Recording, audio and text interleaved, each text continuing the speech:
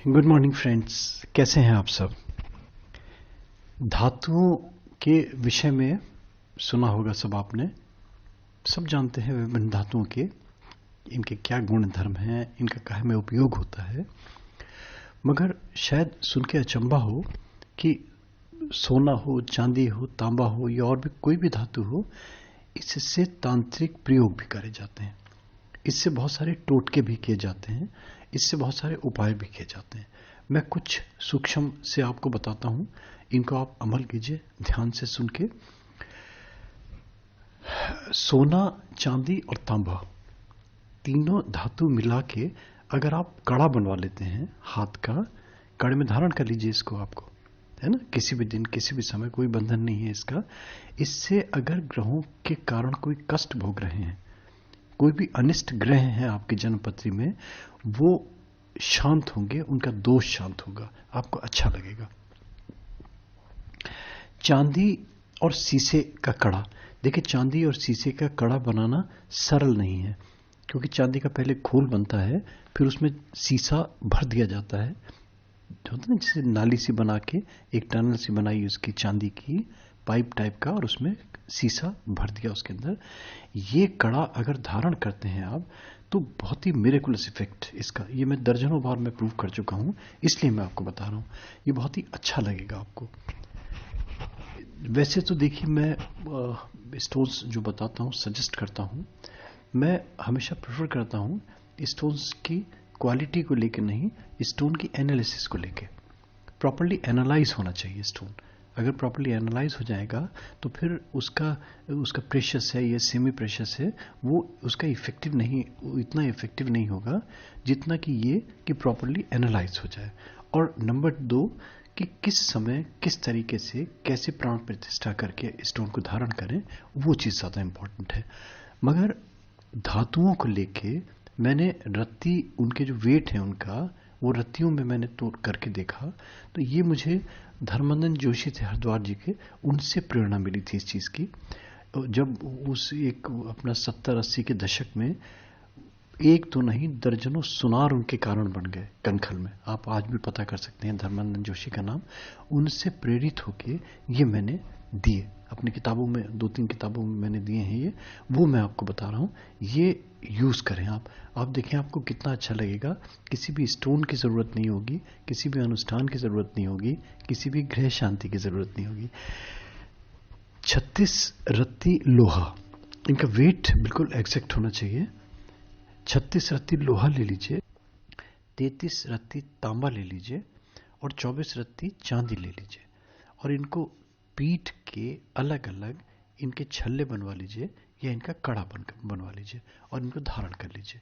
ये तीनों धातुओं के छल्ले या कड़े एक साथ पहनिए, ग्रह शांति के लिए बहुत अच्छे सिद्ध होंगे।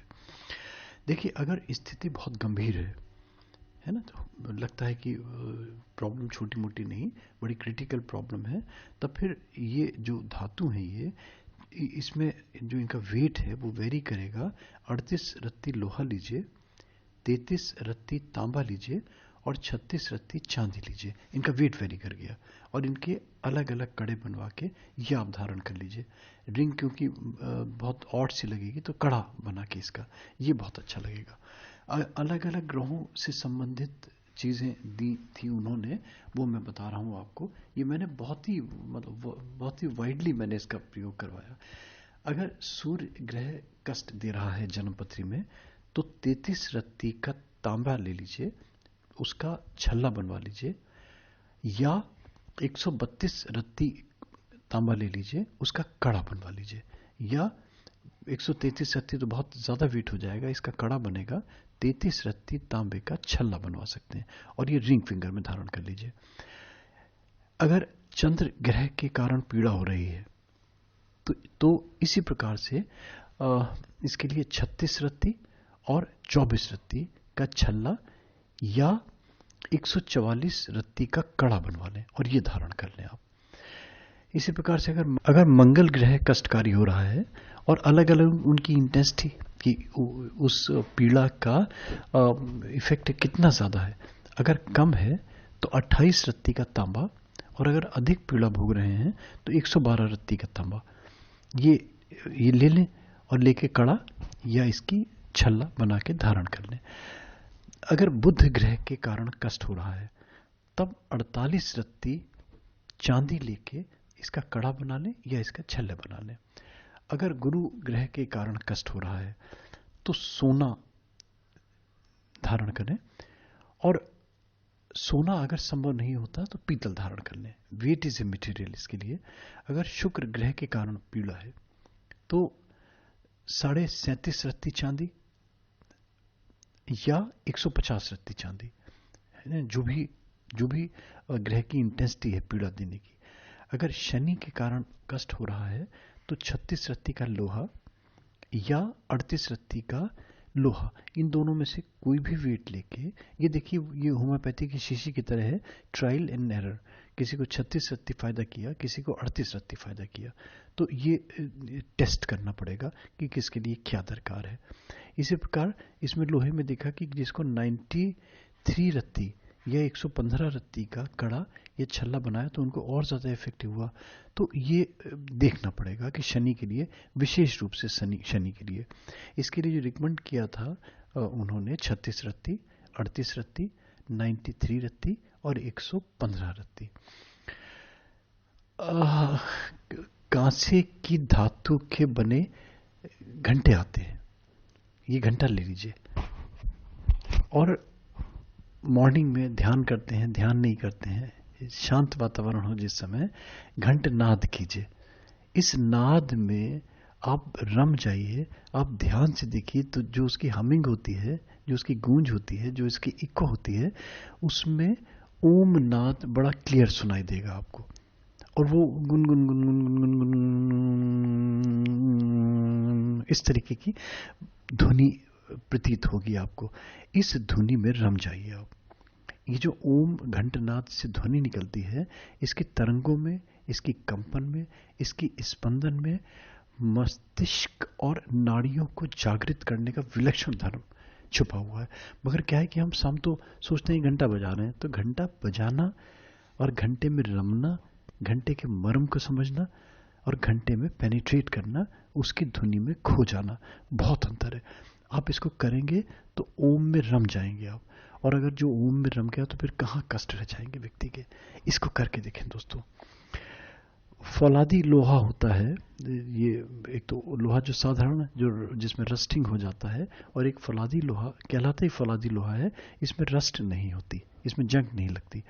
इसके 2 छल्ले बना लीजिए, है ना, एक साथ 2 छल्ले बनवा लीजिए और दाएं और बाएं हाथ के अंगूठों में धारण कर लीजिए आप। और इतना हो हल्का सा टाइट सा हो, लूज नहीं हो। अगर पथरी का रोग है तो इसमें बहुत लाभ मिलेगा आपको फौलादी छल्ले का।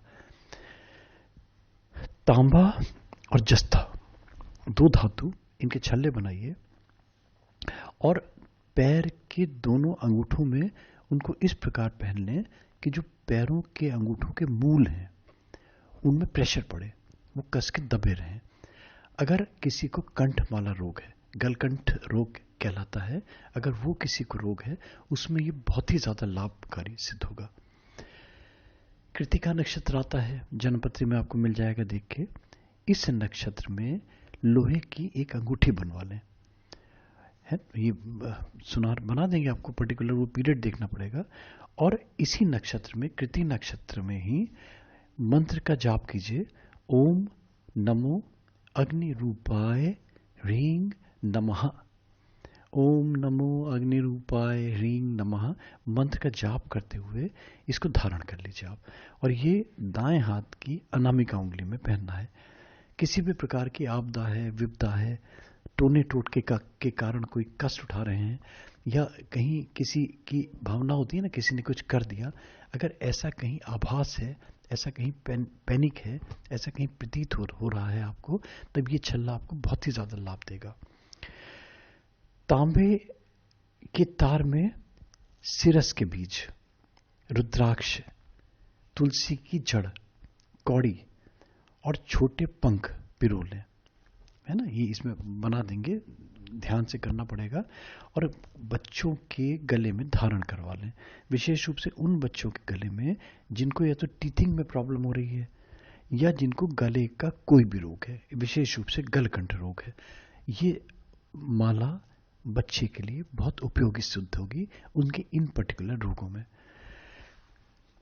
सोने की अंगूठी अथवा कोई भी अन्य आभूषण परचेस करती हैं लेडीज, अगर ले रही हैं और इसको प्रथम बार जब पहना जाता है, एक तो ले लिया आपने, लेके घर लाए, मगर अगर जब इसको पहली बार पहन रहे हैं तब इसको गाय के दूध और गंगा जल से धो लें, पवित्र कर लें, उसमें डिप कर लें, और अगर इसमें केसर भी मिला लेते हैं तब ये आभूषण आपके लिए और भी ज़्यादा सिद्ध होंगे।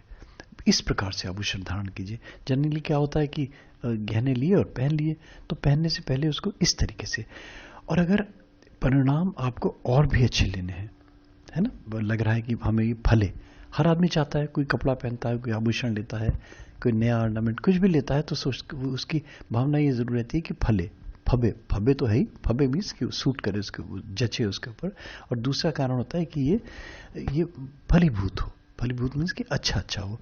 तो स्वर्ण का कोई भी आभूषण ले रहे हैं अगर, तो किसी भी सूर्य के नक्षत्र में परचेज कीजिए, आपको बहुत ज़्यादा फलीभूत होगा। अगर प्लेटिनम धातु का कोई आभूषण ले रहे हैं आप, है ना, प्लेटिनम के रिंग्स आती हैं, अब तो क्रेज हो गया ना प्लेटिनम का, पहले कोई जानता भी नहीं था प्लेटिनम को कोई, तब इसको सूर्य के नक्षत्र में लें। जब सूर्य के 3 नक्षत्र होते हैं, गुरु के 3 नक्षत्रों में से किसी में भी चांदी का एक छल्ला ले लें, है ना, अपनी अनामिका का उंगली राइट साइड की रिंग फिंगर के नाप का छल्ला ले लें, या चांदी का ले लें और चांदी को पीट के इन्हीं नक्षत्रों में छल्ला बनवा लें। पीट के बनवाना ज़्यादा उपयोगी होता है, तपा के बनाना उतना फ्रूटफुल नहीं होता। अनामिका का भी बना सकते हैं, कनिष्ठिका उंगली का भी बना सकते हैं। इस छल्ले को कोई केले का वृक्ष देखें, उसके तने में थोड़ा सा चीरा लगाएं, उसको थोड़ा सा छेद करें और उसमें उसको पेनिट्रेट कर दें, अंदर घुसा दें उसको, अंदर वो इतना घुसा दें कि बाहर से दिखाई ना दे। ये भी व्यवस्था रखें कि कोई चोरी ना करके ले ले, तो वो जनरली कौन छुएगा, पेड़ के पास कोई चीज़ पड़ी होती है तो जनरली नहीं छूता आदमी। दबा दीजिए इसको, और नित्य 9 दिन तक कंटिन्यूअसली गुरु के दूसरे नक्षत्र तक इस छल्ले के जहाँ दबाया है वहाँ पे हल्दी से तिलक करें, थोड़ा सा चावल लगाएं, पूजा अर्चना पाठ जो भी जैसे भी अपना आप कर सकते हैं, 9 दिन तक, जो पहले दिन करें वही 9 दिन तक करें, और वृक्ष में जल से सिंचन करें। 9वें दिन ये छल्ला आप ले लें, इसको आप घर ले आए, साफ कर लें और इसको धारण कर लें। देखिए, जहाँ पे लड़का हो या लड़की हो, अगर विवाह की संभावनाएं बन रही हैं और विवाह नहीं हो रहा, तो ये इससे मेटलाइज हो जाएगा आपका। और अगर बिल्कुल ही प्रोबेबिलिटी ही नहीं है, कोई रिश्ते ही नहीं आ रहे हैं, तो आपको लगेगा कि जो जहाँ पे पॉज हो गया, जहाँ पे फ्रीज हो गया, जहाँ पे कोई संभावना ही नहीं बन रही है, तो वहाँ पे इस छल्ले को धारण करके संभावनाएं बनने लगेंगी। दोस्तों, ऐसे बहुत सारे प्रयोग हैं, मगर क्योंकि क्लिप्स हमें छोटे छोटे देने हैं, फिर दूसरे उसमें मैं और भी अच्छी चीज़ें दूंगा। ये जो लिया है मैंने, ये जो मेरी किताब है, जो चर्चित किताब है, सुलभ घरेलू वस्तुओं के तांत्रिक प्रयोग, छोटी छोटी चीज़ें देखिए इसमें मैंने दिया है। ये दोस्तों करें, इनको अमल करें, देखिए आपको कितना अच्छा लगेगा। और दोस्तों, अच्छा लगता है तो बस एक यही रिक्वेस्ट कि YouTube में गोपालाजी को सब्सक्राइब कीजिए। Thank you, thanks for hearing गोपालाजी।